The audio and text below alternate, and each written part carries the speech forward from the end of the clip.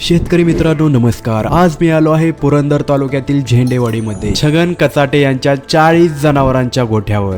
हा गोठा पाहायला गेलं तर 100 बाय 30 या साईजचा आहे आणि या गोठ्यामध्ये टोटल 80 जनावरे मावू शकतात। आता त्यांच्याकडे 40 उपलब्ध आहेत आणि ते एचएफ जातीच्या गायी आहेत, ज्या त्यांनी हरियाणामधून विकत घेतल्या आणि ते आता कालवड संगोपन करत आहेत। हा गोठा तयार करण्यासाठी त्यांना 12 ते 13 लाखाचा खर्च आला आहे। या गोठ्याबरोबरच मुक्त गोठा सुद्धा पाहायला भेटतो आणि या गोठ्याला चालवण्यासाठी 2 कामगार देखील आहेत, जे 10-10 हजार रुपयावर काम करतात आणि ते महाराष्ट्रातीलच आहेत, जळगाव येथील। त्यांचा गोठा डोंगराच्या पायथ्याशी आहे, त्यामुळे त्यांच्या गोठ्यातल्या गायीच्या गळ्यात घंट्या बांधण्यात आल्या आहेत। त्याचं कारण म्हणजे गोठा डोंगराच्या पायथ्याशी असल्यामुळे इथे विचू काटा पाहायला भेटतो, त्यामुळे विचू काट्याच्या संरक्षणासाठी याचा उपयोग होतो। तर मित्रांनो, हा व्हिडिओ कसा वाटला नक्कीच कमेंट करून सांगा। धन्यवाद।